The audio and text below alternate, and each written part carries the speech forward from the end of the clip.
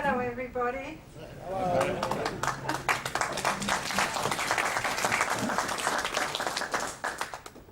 It's so lovely to see such a big crowd.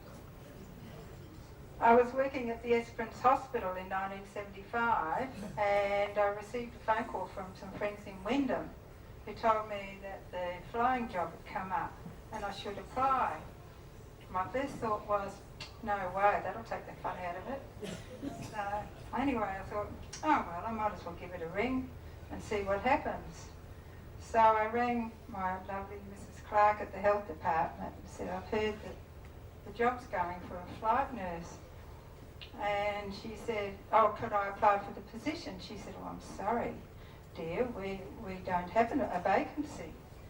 And I said, oh, well, could I change my application to, if one becomes available, could I be considered? So a couple of days later, I get the phone call to say that I need to be in Wyndham by the end of the week. I said, oh, gee. Anyway, I explained I had to give notice and everything. 2 days later, I was told that the job was mine, get to Perth and we'll send another nursing sister in your place. So we were driving back to Perth on Boxing Day, and it was just after Tracy. And so a couple of days of orientation, I then returned to Wyndham and I started another part of the best time of my life. And this is the Fokker. It was an F-28 at this time, and I have to correct the statement I made last time. The airport was at 6 Mile, not 3 Mile. And I landed there and I was met by my senior nurse. I was taken back to 3 Mile to collect my vehicle. And we went to M&PE and I was really aghast because my new vehicle was a Toyota 71 Land Rover type thing. And it lasted a few minutes because the man in charge of M&PE said, well, this is your vehicle. And I said, it's 4-wheel drive. He said, oh, don't worry about that. You're only going to be on the bitumen. And I thought, oh, well, okay. He said, just drive over there and I'll fill you up. Well, over there was under a covered parkway. And my beautiful air conditioner that was sitting on the top no longer functioned as one. There was such a screaming halt that I came to too. Anyway, he said, never mind, just it's better not to have an air conditioner because your body's better if it remains the same constant temperature. I thought it was a debatable point, but it was no longer an issue. That's what I'd left at home, my beautiful MG. It was if you took the lid down, but every time I took the top off it rained, so I started to keep it on. It was too hard to put it back up. This is the Community Health Land Rover. It was a bit flashier than mine, and this belonged to the girl that I was going to share the accommodation with, but she had to do it by road, whereas I was running by air. So,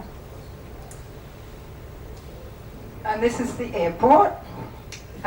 This was at 6 Mile and still operated as our airport, whereas MMA was over at Kununurra by this time.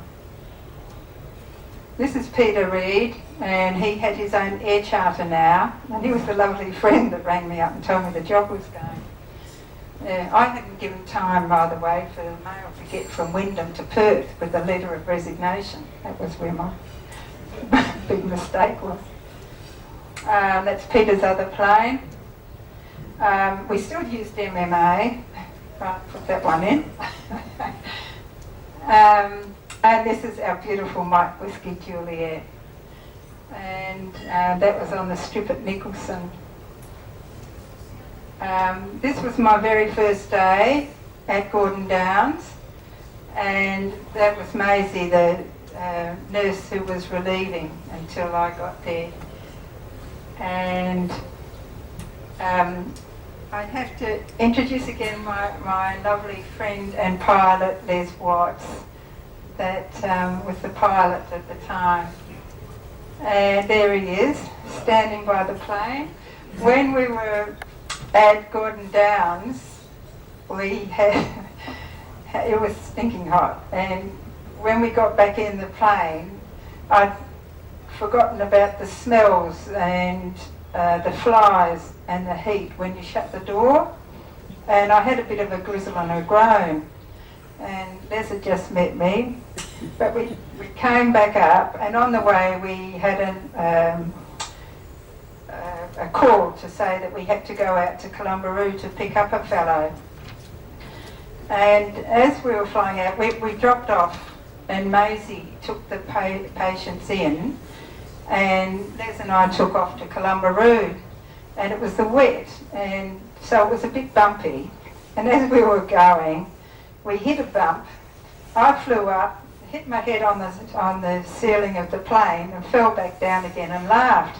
And Les looked at me and he said, "Oh, I think you might do after all." He was a bit concerned that he had a right one. Anyway, we got to Columbaroo and picked up the fellow, and he was wanting a bit of alcohol and he couldn't get any, so he broke into the first aid centre and found a bottle of the methyl salicylate liniment. So I decided to drink that.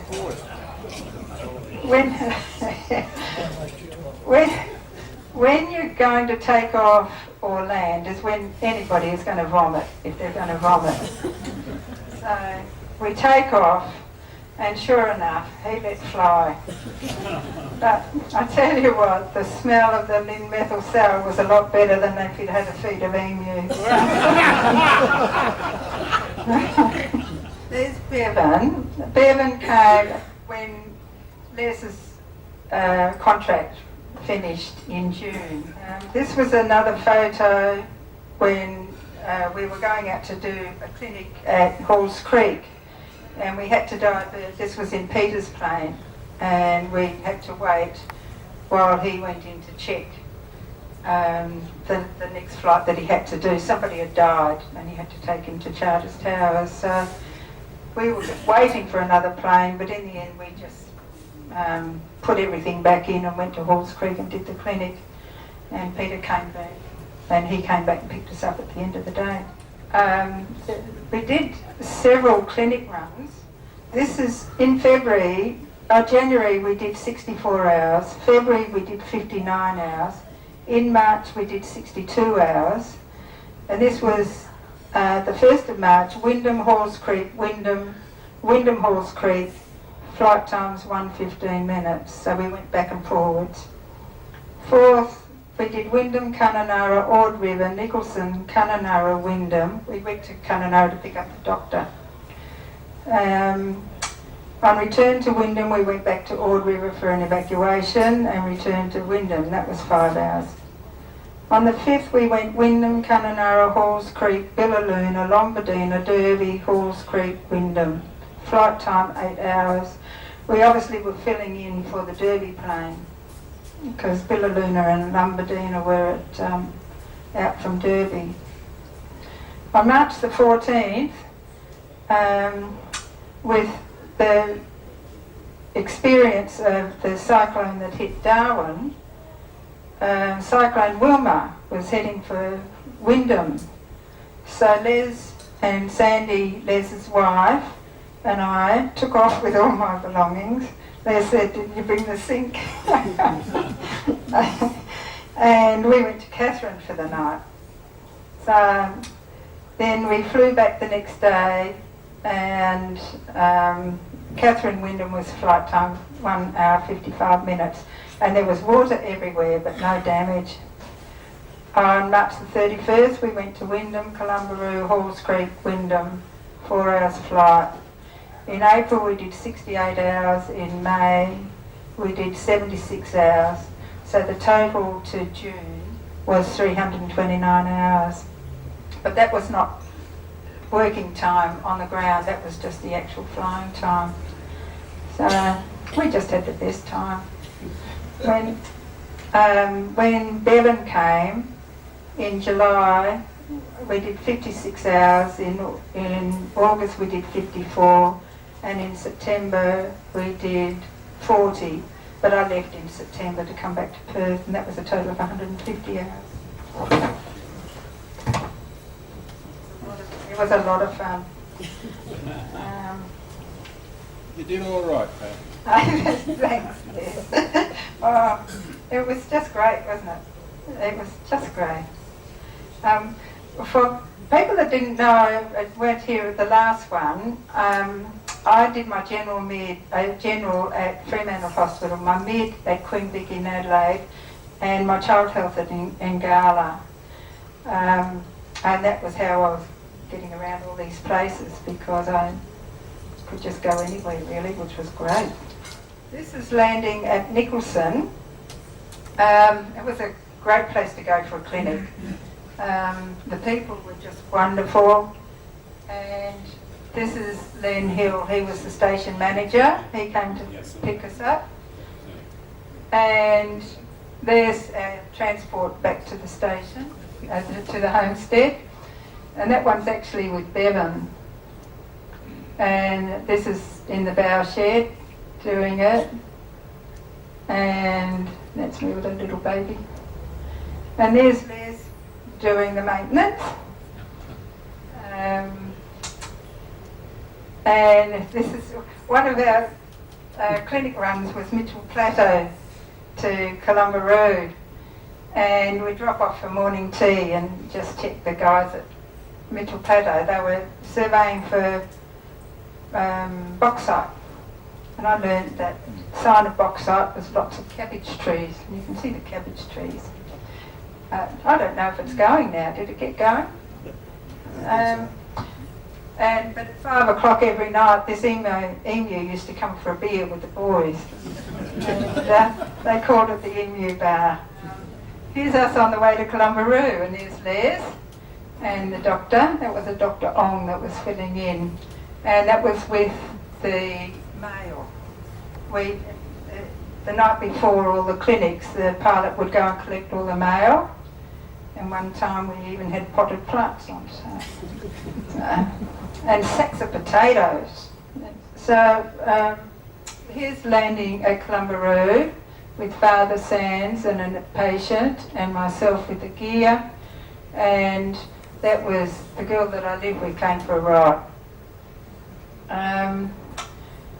The night before, I would go to the hospital and find out who was going back, and I'd weigh the patients, weigh their luggage. Any people like visiting doctors or medical people, we would just weigh everybody and weigh anything they were about to take, and then I would ring Les or Bevan and tell them how many passengers we had, what the weights were, so that then they could adjust the fuel, and he would go and collect the mail. This is Turkey Creek. We would often go to Turkey Creek. Oh, I have to go back to Columbaroo. They always had the best meals. They were Spanish, and Sister Scully did all the cooking. This day we went for a clinic, and the smell coming from the convent, where we, or the convent or the priest place, convent, we'd have lunch. And Les said, "What's for lunch? It smells pretty good." And Sister Scully said, "Snails." I wished he hadn't asked. Anyway, he couldn't refuse, so after the morning clinic we went in and had lunch. And I didn't know what to do with it. On the plate was sitting a sewing needle. And because this was my first time, I didn't know. Anyway, they said, "Don't worry, watch me, Pat." So, see, you pick it up, you dig, you dip, and you swallow quick. But said the sauce was so delicious, she didn't notice. And I said, see, it's just like oysters. I didn't like them either. So, then this was Turkey Creek, which is now Warman, and we used to drop into Turkey Creek on the way to Halls Creek when we did the clinic at the Halls Creek Hospital. And Turkey Creek was very special because they had the fundraiser for RFDS. It was a gymkhana, and it was the best time. And there's Les. He won the trophy at Turkey Creek. I gave out the prizes. This is some of our recovering babies. I thought you enjoyed the last one with the porridge, where what goes in comes out. They're just beautiful. This is the area that we covered. This slide's thanks to Brian. And we went from Columbaroo down to, well, Fitzroy Crossing we only went a couple of times. But Gordon Downs was the lowest that we went. That was just on the edge of the Tanami Desert. And Gordon Downs was my very first day. And the other one that was a bit further, but it was going more east, was Flora Valley. That was nearly 2 hours flying time, wasn't it? Yeah. This, just briefly, this was when I flew with WA section. But we used to have the Meeker meets. And I've just got to tell you one story about a Meeker meet at night time. There was the worst storm that we were going up at, and there was lightning flashing everywhere and thunder, and we were literally bouncing all over, and all the stuff in the back of the plane was falling down. So I went back to push them back so that they wouldn't come tumbling down the aisle, and I couldn't get back because it was just too rough. So I'm sitting there with my legs wrapped around the pedestal of the 421s, and I didn't get to pull all the blinds down. I'd got some on the way up, and I was going to pull the other side on the way back, but because I didn't, there I was sitting looking at it. So I called out to the pilot. I said, what happens if it hits us? He said, you'll never know. So I didn't ask for any further information. That was enough. And this was my lovely friend Jenny Gray. And if you ever think you've had a hard day at the office, just, that guy had esophageal varices and he lost it all. Yeah. But, and that was the ambulance again. This is when Bren the dentist took us all for our camping trips in his car. And we had some wonderful, wonderful times with him. This is the medical chest. This is the latest model. We used to have a flat black one, and well, it didn't look that big. But the doctor would always do the medical sced for all the stations, and this chest had everything in it that was numbered, so that if, whatever it was, if he could treat it over the radio, he would say take number 20, 24, whatever it was.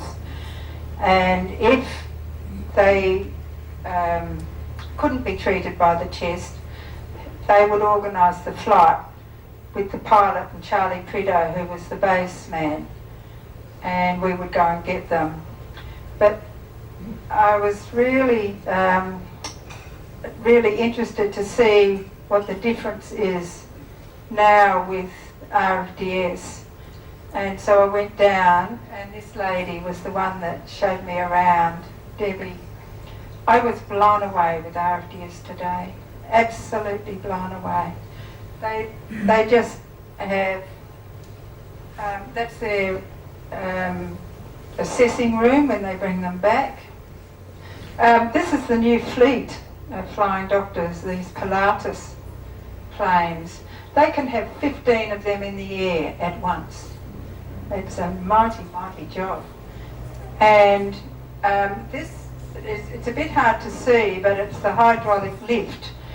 They've got a stretcher that carries 400 kilos. Because of the weight problem now, they have to allow 350 for the patient and then another 50 for the equipment that needs to go on the stretcher to be lifted up. That was a gorgeous fight over Rottnest that they sent me. This is the equipment in the new plane, and you saw how much I had. I had it with the mail. So, and this is the chest that's on board with all the equipment in. That's the stretcher that takes the 400 kilo patient and gear. And that's the porter cot. We had a little cot that was just the top of Perspex and a little heated bit on the bottom, and we had a couple of armholes. But look at the gadgets. And we had, well, the only babies I carried were wrapped up in a blanket, and when I was working at a Carnarvon, they threw in a hot water bottle to make sure. So, that's the Rio Tinto jet that Rio's donated to the Flying Doctor Service. Our equipment in the plane was a delivery pack, a suturing pack, and I took the extra gear, whatever was needed for the patient. We had a really interesting time when we were coming back from Gordon Downs. We did a clinic and we got the call. I was with Bevan this time, and Darwin was just open to taking other patients, but this man was the first one because it was only going to take 2 hours to get to Darwin, and it was going to take too long to get him to Perth. The gentleman and his wife were travelling up to Kununurra to visit family, and they had no air conditioning, so he had his window down a little bit. And it wasn't that far down because of the dirty roads, but as they were going up, the truck was coming back with a load of bricks, and one flew off and hit him. And so we got the call that we had to go, actually it was Flora Valley. We had to take him to Darwin. So what were any of the requests? So my request was toothbrush and toothpaste, and some food and the thermoses, and Bevan wanted some money. And so when we got to Wyndham, we offloaded the patients we had, and they went in with the nurse that had brought out the patient with the doctor, and our doctor got off, and the Dr. Bill came with us, and off we went to Darwin. When we got to Darwin, it was the wet, so it was pouring with rain, it was very hot and humid, and there was no ambulance. So we rang to ask where the ambulance was. The ambulance was coming out to meet us and came across an accident, and they radioed in to say that there was another accident, but because these people were so seriously injured, they said, no, well, you bring them in and we'll send another one out. So our ambulance finally came. This poor man had a serious head injury, and he was intubated with a tracheostomy and an IV, and was unconscious. So we were really quite desperate to get him to the hospital. But anyway, we finally got there, and by the time Bill talked to the doctor that was receiving him, and the doctor was going to come and show us where we were going to stay for the night. I had previously worked in Darwin Hospital, so I knew where the pool was. So on the way back, I said, oh gee, let's go for a swim. So with shoes off, and the three of us were in. And so all clothes and body were cleaned at the same time. So was really good. So we just went back and stood under the shower in the same gear and hung up the clothes to wear the next day. So and the heat had all dried. So that was one of our sad ones. The next morning the doctor met us and told us that the man had died at 2 o'clock in the morning. Yeah. So that was really sad. But anyway, then he took us for a tour of the town and we saw everything. Oh, the last baby I delivered was on the strip at one of the country towns. And when we were going up, we kept getting these calls from the ambulance men on the strip. Oh, the baby's being born. I was thinking, good.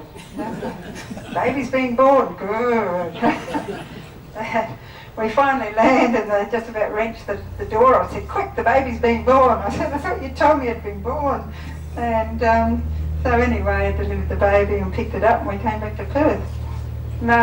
She was a little preemie, but Mum had been at a New Year's Eve party the night before and didn't want to leave it, so...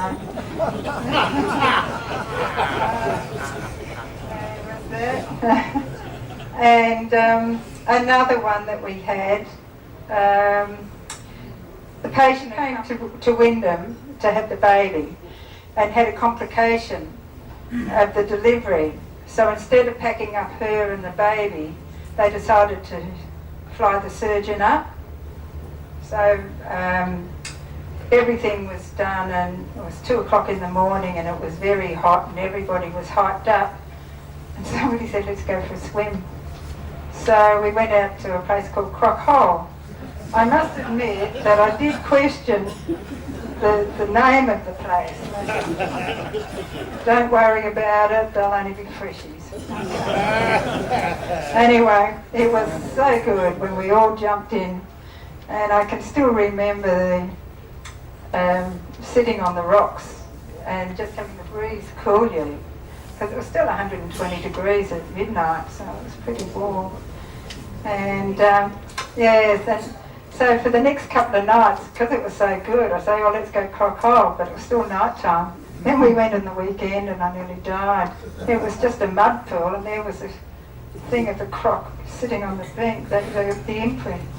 So we didn't go back there anymore. Les was telling me at the time we were doing a night flight and we were landing on the strip. Gordon Downs again. There's Gordon Downs again. So yeah, we were coming in and the flares were all lit up and alight, but the car was going down, facing down, and there was cattle and stuff on the road, on the strip, and the car was sitting there with his lights on, ready to show us where to land, how to land, where the wind was, and so Les buzzed the strip, but in buzzing the strip, because it was a dirt strip, it caused a dust storm. So we were flying around, waiting for the dust to settle, but because we were flying around, the people sitting on the ground suddenly thought, oh, there must be something on the strip. So just as it was about settled enough to fly, to land, they took off and set the dust up all again. So here we were riding around in the dust, yeah, in the sky, waiting for the dust to settle. So that was really good.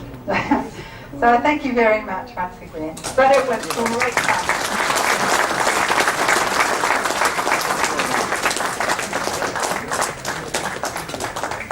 While that image is up there, it reminds me of the bloke that delivered it to Western Australia and then trained the Royal Flying Doctor pilots on it.